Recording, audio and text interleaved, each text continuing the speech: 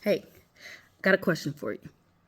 Have you ever been in a situation, any situation, where you felt stuck or trapped, you were frustrated, you felt like you were in too deep, too far gone, didn't know what to do, and even if you knew what to do, because you've heard people talk about it, but you didn't know how to do it. You didn't know how to apply the information that was given to you.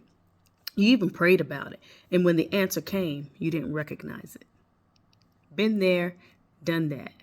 In this video, I want to share with you where we found ourselves stuck and trapped and in too deep and too far gone with the amount of debt that we had, and how our answer came, how we didn't recognize it, and how we got a second chance.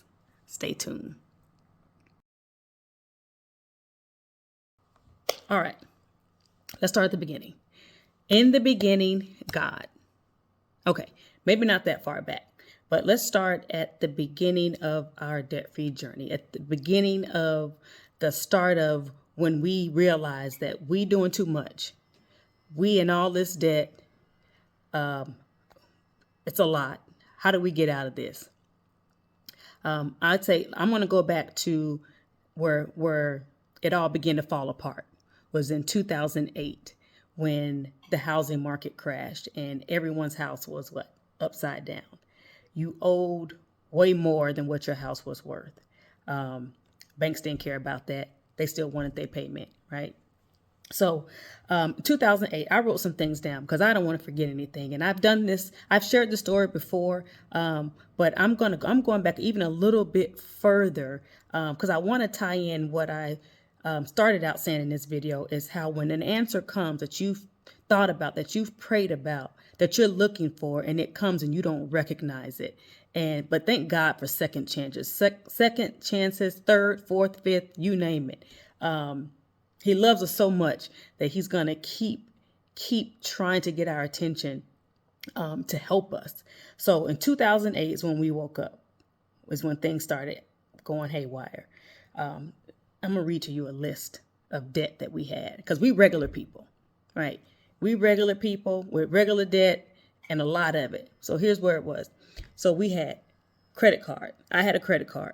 I had a small student loan debt. I had a 401k loan that I took out to purchase my first home. Learned that wasn't the best thing to do, but I was advised to do it by someone who I thought knew what they were talking about. We had a car loan. We had purchased a home, right? I got married. We purchased a home. And then after that, we bought furniture, on credit. And then as time went on, by 2007, so I got married in 2005. By 2007, we had bought a fourth house. So I had the house I lived in when we got married, the house he lived in when we got married. We bought a house to move in together after we got married. And then we bought a fourth house because we said we were going to be real estate investors, right? We thought. So we had 4 mortgages. On top of all of that listed, credit card, student loan, 401k loan, car loans. We had 4 mortgages. We had a timeshare that we were paying on. What else we had? We had 17 credit cards. Yes, 17 credit cards. We had put on those credit cards a real estate seminar because we were going to be real estate investors. We wanted to know how to flip homes, how to use other people's money, all those things. And note this, other people's money costs way more than the bank's money. Individuals, hard money is what they call it. And then we were even looking for a 5th property to buy.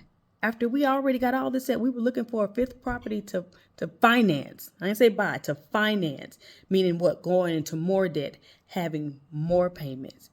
And it's like, we got to do something. Like, this is too much. But right before we were getting ready to make a decision, getting ready to make a decision on buying that 5th property, that was 2008. That was 2008 where the housing market dropped. Like the bottom fell out. And guess what? We were at the bottom.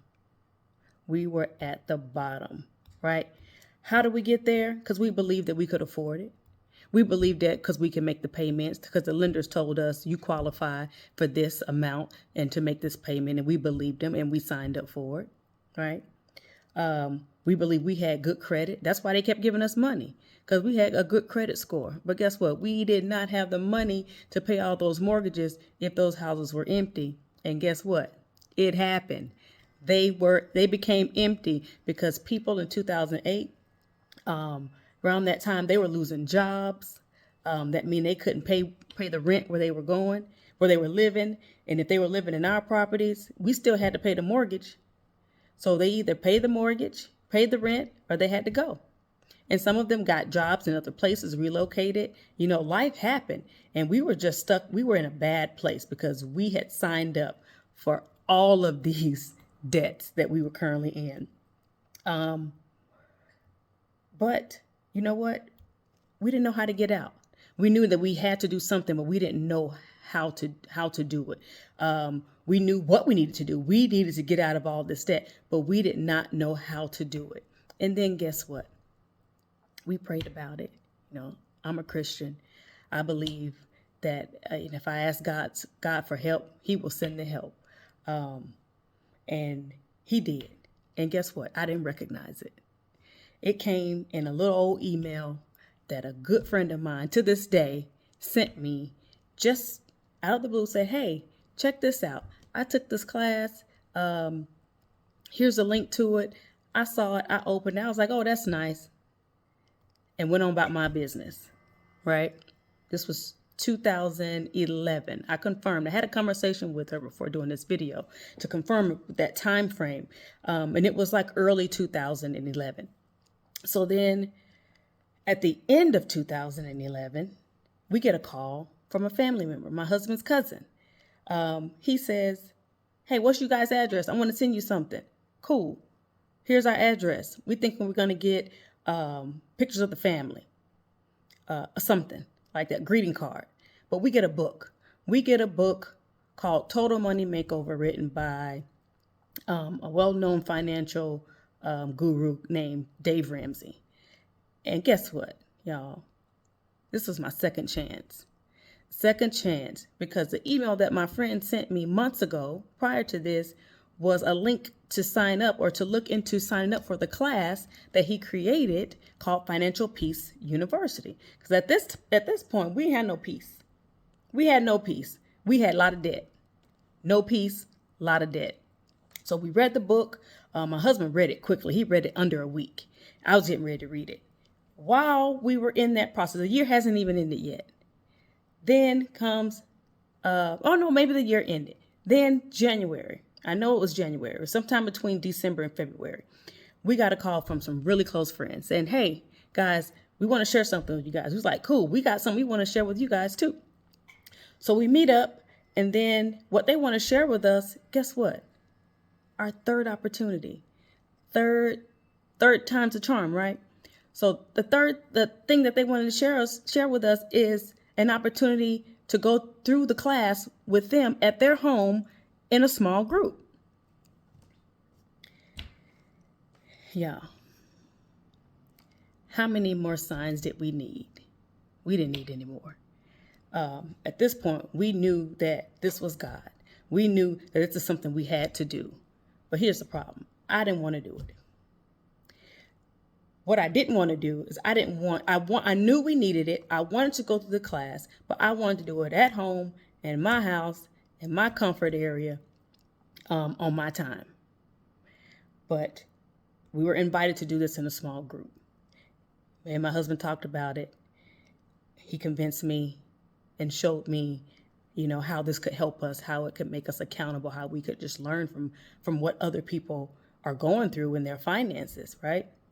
And we didn't want our business out there. We was going to be probably listening to what everyone else was saying, but then had no intention of sharing the mess that we were in. So we went through the class starting February of 2012. And y'all, that's when our life began to change. Thank you for tuning in to what I'm going to call part 1 of my drama story. There's so much more to the story, and I cannot wait to share more of it. In the meantime, I'm going to ask that you Subscribe to my channel, to like and share this video with someone who you know is in debt, who you know is struggling with money. How do you know? Because they always asking you for money. They're always in a bind. They always need to hold something till, the next paycheck. Whatever the case may be, it might be you. But I want to invite you to subscribe and to follow me and to hear the rest of this story, because I believe it's going to give you hope from someone, a regular person. I'm a regular person who had a lot of debt, who was given an opportunity more than once to get out of it. And I didn't recognize it at first. But when I did, I was grateful. And I am here to share that journey and hopefully to help and encourage other people that they can do the same. So stay tuned to next week. Until then, bye.